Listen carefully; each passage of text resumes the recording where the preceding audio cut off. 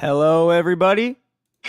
It is time for episode 3 of Neutral Zone Reaction. Today, we're going to be starting out with Vic's picks. Whoa. Where'd I go? Yeah. And Great start by Vic. alrighty, sorry, my YouTube stream I forgot to mute it. All right, so let's start with Vic's picks this week. I mean, I'm hyped. We finally got him on. Oh, yeah. Not on our actual little camera like last time. So welcome, Vic. How you doing? I'm doing okay, gentlemen. Love How to are hear you? that. Excited about this. Yeah, me too. I am not done Camera's with pretty excited Your too. camera's looking great right now. Yeah. Grandpa, move your Vic, the fingers over the camera. it. There we go. Okay. There we go. All right, we're ready to rumble. It's Vic's Picks time, presented by the fellas at Neutral Zone Reaction. So let's get right into it. This week, Okay. what are your 4 picks? We've got a few different games. Let's start out with Rams at the Cardinals. Well, you gave me these 4 games to choose. I think the way to do it is very scientific. Flip a coin. They're all very close. But having said that, I like the Rams. And why is that? Arizona was lucky. Murray's great, but that's a dangerous way to win games. He can't do that every week. But what do you think about the Rams almost collapsing last week? That was true, but I think they're a better team. They're more solid. They got Allen Robinson to go with Cup. And they have a strong defense, good line. I don't see Arizona winning. They were very lucky on Sunday. What are your thoughts, Brady? I like the Rams. I don't think the Cardinals are that good. They beat the Raiders in the most Raider way possible, so good for them. But I mean, the toddler's fast, but like, I don't think Kyler Murray is going to go against Aaron Donald and just perform like that. I also am gonna have to pick the Rams. He's going against him and Jalen Ramsey too. I can't just go against Vic like that. You know, I thought about wearing the Jalen Ramsey jersey tonight, the Florida State Jalen Ramsey jersey, but I mentioned last week that I had the DeAnthony Thomas. So we got DeAnthony going today from Oregon. But let's go to game 2. The Packers at the Buccaneers. Vic, what is your pick? Here also, I think Tampa Bay is a favorite. The favorite by, I believe, 1.5. Is going to win. Aaron Rodgers, in all the years I've watched him, has always killed my team. Now, I know Tampa's not the Bears, but I still think he is a great quarterback. And right now, Brady has a lot on his mind. He looks upset on the field. And I would put my money on Green Bay. Hey, I'm going to have to go against Vic here. Are you going? Are you going against Vic? I am. I mean, the Green Bay offense this season has had one good half, and that was that first half against the Bears. Besides that half, they've scored 10 points the other 3 quarters of the season. And I'm no mathematician. That's 3 1/3 points a quarter, which is not very good. You always work thanks, with bud. that. And the Bucs defense has been lights out this season. I don't see Rodgers being able to easily move the ball like he was against the Bears. And I don't know, I think Brady's going to figure some stuff out, and I think they're going to look good. And the deciding vote, Joel, what is your are you going? I want to go the Bucks because even though they're not going to have Mike Evans, the Buccaneers defense has just been so convincing these last couple weeks. And Brady's taking a trek somewhere else. But I think the Packers are not going to have enough high-powered offense to beat the Buccaneers. Because they have no weapons. They can beat the Bears. The Bears suck, but they aren't going to be able to keep up with Tampa. I feel like if Last week, Tampa Bay beat who? Was it New England? the Saints. Saints. They didn't look that good against them. Yeah, but they never won. look good against the Saints. Yeah, that's true. They lost a lot. Okay, well, you guys outnumber me in this one, but I still like it today. Well, I don't know where Brady went. He's, screwing around, I guess. Oh, welcome back. We had a low battery warning, so I had to take care of that real quick. Lame. I had that too. Oh, did you? Yeah. But Vic's not on the whole hour, so. Okay. Now, which one's next, Jules? The next game is Sunday Night Football, the 49ers at the Denver Broncos. 49ers, they've got a new quarterback. Well, new. And then the Broncos have been struggling on offense a little bit. Who do you think? And yeah, there you go.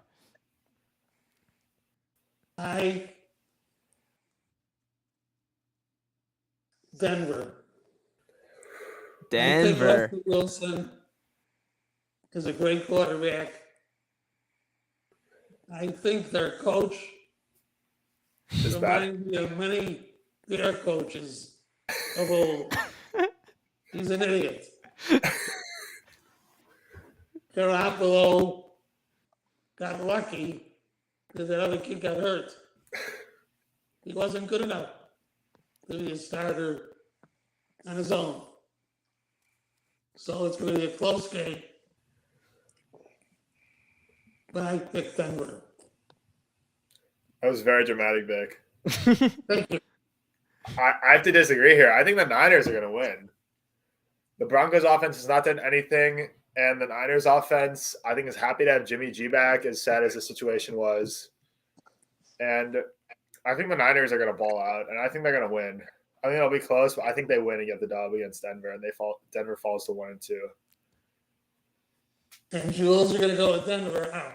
San Fran, aren't you?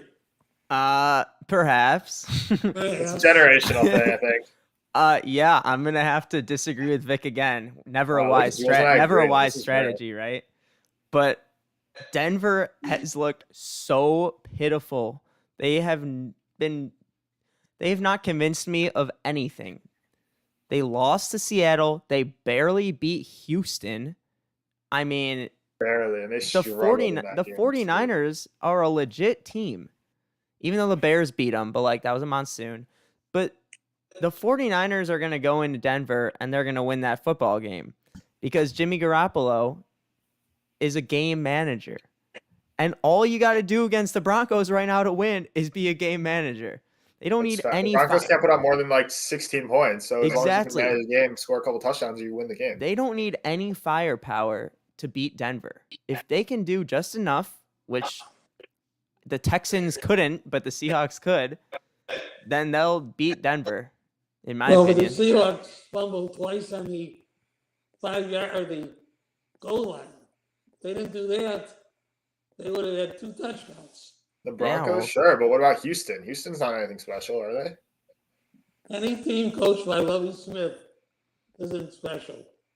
Right. We don't. I don't like the Lovey slander here. The last time the Bears were any good, the Bears are about to get shut out by his defense. So I don't know. What are you still a Lovey hater after all these years? Yes. Why is that? He was the best coach we've had since Ditka. No, he made a lot of dumb plays on the sideline. Didn't challenge when he should have. Did challenge when he shouldn't have. put in the wrong play, and his beard is ugly.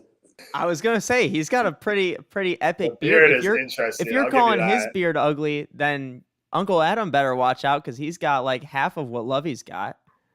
And his hair was ugly. Wow, a little family feud here. Yeah. Alrighty, so our last game for Vic's picks this week is Monday Night Football. Two more bad teams, but I would argue that they're worse than the Broncos and Niners. The Cowboys at the New York Giants. Talk about the Niners are not a bad team. I don't know where that came from. Well, they're not bad, but they're just Okay, shut middle up. of the. Keep talking. They're Grandpa, what do you middle of the think? pack. I like the way you always get me to go first. Well, it's your segment. Then you Respect guys your go. elders. Fine.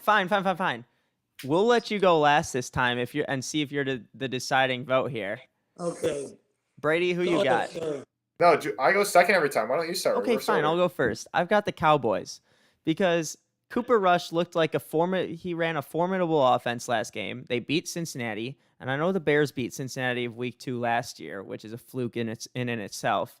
But the Cowboys, I don't think they're very good, but Micah Parsons is a game wrecker like Khalil Mack was when he was here in 2018. But Micah is on pace to get the sack record right now. He's got 4 sacks through 2 games. And Danny Dimes is going to just get blindside hit by him, fumble the ball. Cowboys will pick it up, scoop and score 7-0, and they're not going to let up the lead the entire rest of the game. Thoughts? I agree. I mean, well, I don't think it's going to be 7-0, but I think Well, that no. Cooper I Rush don't mean a is final score capable 7-0. I think that Cooper Rush is a capable NFL quarterback, and he's shown that he can manage a game and win games. Not only that, but the Cowboys' defense is like really good. Like they've given up 17 points they've given up 19 points, 17 points to 2 of the best offenses in the league from last year. Like, and they got playmakers everywhere. And if you tell me Danny Dimes is going to dive up that defense, you're wrong. So I think that Cooper Rush is going to do enough. I think it'll be low scoring. I think it's going to be something like a 23-14, something like that. I think Cowboys will come away with a win, though. I will have to agree with you today, even though it hurts. I think Dallas is going to win. I think it'll be low scoring. I would say 13-10. The Giants, would appear to be a good coach, but I don't think they're good enough. And the 2-0 record is a nice record. They probably don't really deserve. I agree. I mean, So go on, I'm sorry. we slander Trayvon Diggs. Everyone slanders Trayvon Diggs like all the time for how he lets up like all these big yardage plays, even though he gets the turnovers. But I don't see any receiver on the Giants that is going to get open. I I mean, really don't. it's I not don't like see anyone on the Giants Kadarius that can Toney is block going to get or open. It's not like Kadarius Toney's going to get open. They barely even played him last game. They played him for like there was some interview of him, and he's like, "That's a dumb question. You want $1?" Did you see that? Where they're like, No. are you upset about getting only 2 snaps all game? And he's like, we won. I don't care.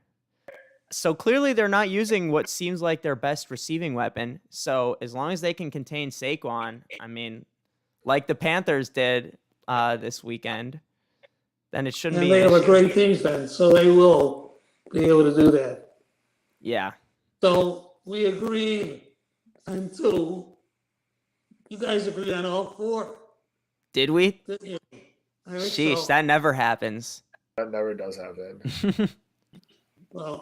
Well, you got any final thoughts, Vic, before we hop onto a different topic for the week? I think it's a good experience. You guys will learn from me when you see the final score Yeah. and keep track of this every week. Okay, we will. Okay, take care, guys. All Have a righty. good evening. Thank you. Take care, Vic. All righty. Have a good one, Vic. All right, so that was Vic's picks for the week. We'll see who has the better picks. I don't know. Vic's got two different ones than we do. But I know. let's move on to some of our week 2 reactions from this week. There was a lot going on and some upsets, some close games. What do you think, Brady? What are your biggest takeaways from this past week? I mean, there's a lot of takeaways, but when you want to look at the scores, if you see anything with the Jaguars and the other team having no points, that's a takeaway. That is like wow, that does not happen. I know. I couldn't believe And it. I predicted at the beginning of the season that the Colts would be worse off with Matt Ryan than Carson Wentz, You did. but they could have put like a dumpster can back there, and they would probably be pretty similar. Like I don't know what's happening in Indy right now. I haven't really watched the games very carefully, but that's not good. You cannot be shut out by the Jaguars. I'm sorry. You can't lose to the Jaguars, and they got shut out. Yeah, and you cannot get shut out. I don't even remember the last time the Jaguars shut somebody out. Like who gets shut out in the NFL anymore? Like no one. True. I mean, I was watching part of that game on Red Zone when it got to the end because the Colts kept getting in the red zone and kept not scoring. And I was thinking about your hot take every single time and thinking, dang, Matt Ryan did not look like this on the Falcons. I used to be a big Matt Ryan fan back in the day, and watching him Carson Wentz has now, talent. He gets in the red zone, he's going to score. yeah, he used to be really good. And then I look at the Colts offense, and part of it might have been that there was no Michael Pittman, and as a result, he's just chucking it up to whatever They have that backup line, they have receiver. Jonathan Taylor. They have what we think is a capable play caller. Like, Well, the Jaguars came out with a good game plan because Jonathan Taylor only scored like 7.6 fantasy points. I don't know how much of that was in receptions, how much was in rushing yards, but it's not a lot. yeah, that was a really rough game from him, and credit to the Jaguars coaching staff for preparing for that. I know I said how awful the Jaguars would be, and you said their coaching got better. Their coaching. I told you they'd be. I told you they'd be competitive and they'd be a decent 500-ish team. And I don't see them going 500 right yet. now. I think the Colts just sucked. And the Colts also have a lot of guys who are injured. Like Shaq Leonard didn't play. I don't think Kenny Moore played, their number one but those slot guys don't guy. make up 24 points. But I will give you there was a lot of injured guys in the Colts, but I will give you credit for your belief that they would not be better off with Matt Ryan because so far it doesn't look like it. And they do have a history of not being able to win in Jacksonville, so that might have just been it too. That's bogus. But okay, what do you? What's your takeaway? What was your biggest takeaway from looking at this weekend of games? One of my biggest takeaways is something that I kind of got it validated from something I said last week. Mike Vrabel is going to be on the hot seat this year. I think Ryan Tannehill's on the hot seat. Tannehill is, but when your quarterback is playing that bad, they're going to look eyes on the coach too. No. Mike Vrabel's won Coach of the Year. He led them to the number one seed last year. And he's had 2 bad games. Do you think he's on the hot seat already? Okay, Matt Nagy won a Coach of the Year and then couldn't put an offense and he was out on the hot field seat for for the probably next 2.5 seasons. Yeah, but that's because the games? Bears management. That's because the Bears management doesn't know how to pull the trigger. The hot seat isn't about the management. It's about the media. We have no clue what's going on with the Titans management. All we know is that the media thinks nothing bad of Vrabel, and they're blaming Tannehill because Vrabel's a proven winning coach. He is a proven winning coach, but they look like trash. They look so bad out there. Because they have zero offense, and guess what Mike Vrabel is? A defensive coach. But if you can't score, they've had a fine offense for years, and suddenly it doesn't click. So I think if they continue on this path, I've got friends at Tennessee who are Titans fans, and they are just seeing them react to that game and how just they are already giving up on the team, and I would too because they look terrible. There's no way. I mean, they are in the AFC South, so anything could happen, but they don't look like they have any shot at the playoffs right now if you put them in any other division in the entire NFL. You're not wrong. Yeah. I mean, someone's got to come out of that division, though. Right now, it looks like it might be the Jaguars. They are. Are they leading the AFC South? Yeah, they're 1-1. Everyone else is winless. When's the last time the Jags led the AFC South? It's been a while. I don't think there was a last time. What's your next big takeaway? And we also got Garrett Wilson on this week's featured background. Yeah. The Bengals, man. The Bengals look bad. Like bad. I have a friend who's a Bengals fan, and he's pretty down on the team, and I don't blame him. Like, They're bad. Who did they lose to week 1 again? The Steelers. Yeah, they lost to a poor Steelers team, one of the worst there's been in years. And then This they is just not one of lost the to worst Cowboys Steelers teams backup in quarterback. years. This is not one of the worst Steelers teams in years. Yeah, it is. They have Mitch at quarterback. But, I mean, they just look bad. Burrow's getting under pressure. I know there was all that talk about their O-line. Burrow's under pressure every play. He's turning the ball over. They're not establishing a run game. The Cowboys ate them alive. So did the Steelers. Their defense is fine, but, I mean, Joe Burrow, I don't know what happened last year. I don't know if it was a one-year wonder or something changed, but it's not looking like it did in the Super Bowl and playoffs last year. Fair enough. Let's go to another background. CenturyLink. Oh, yeah. All right, what do you think? About another week 2 takeaway? For sure. You know, I'm going to have to say we talked a little bit about this last week, but the Dolphins and Ravens are very dangerous teams. And that game, which was insanity. But you still hate on Lamar so much. Hold on. Let me get I'm not gonna hold on. let me get through my point. The Dolphins and Ravens are very dangerous teams. And Lamar in that first half had exactly the type of performance that is validating your hot take at the start of the year saying Lamar would be in the MVP conversation by November. However, for Tua Tagovailoa to just wipe that all away and make no one talk about Lamar's game, nobody is talking about the Ravens right now because the Dolphins had one of the most insane comebacks that I've ever How's witnessed. that Lamar's fault? Lamar put up 38 points and probably, I think, over 400 Lamar total played yards. great, and then suddenly the offense just stopped, and the Dolphins came back. You know what?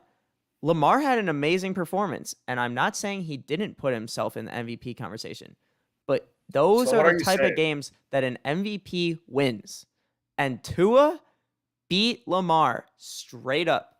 Now, another thing I've got to say about that is Mike McDaniel has solidified himself as Mike McDaniels is a dude. He is a dog. Oh, that guy knows how to coach. Offense. They have this insane wide receiver duo. I don't see anyone stopping them. I saw a clip the other day of I think it was someone on the Eagles, a defensive back talking about Tyreek. And he was like, yeah, you don't see that type of speed ever. He's like, that's something special. Nobody can guard Tyreek. We saw Tyreek. He's unguardable. We saw Tyreek burn the Bills last year.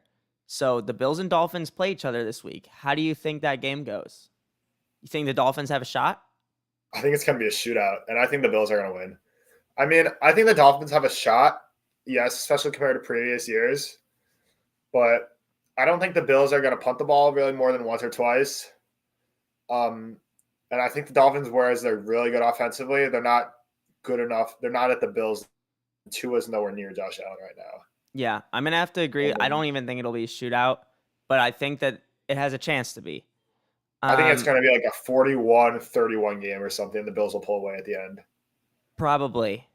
Can Tua keep it up? I keep seeing these videos on Instagram. Well, okay, that's not a fair question, though, because can Tua keep up 430 yards and 6 touchdowns? You know what I mean, though. Can he keep up what? Playing decent or playing out of his mind? Playing like everyone tanked for Tua to be. No. No, you don't think so? I think he can in Mike McDaniel's offense. I mean, I think he'll be good. I think he'll be an above-average quarterback, but I don't think he's going to be the insane, like, Mahomes stat level guy that he was last week and that tank for Tua was all designed about. I think he could reach his ceiling this year.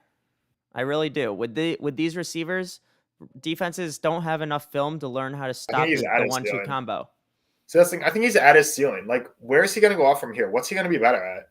He knows the offense, obviously. Accuracy, reads. There's a lot he can still get better at, and he's out here having a shootout with one of the best quarterbacks in the NFL.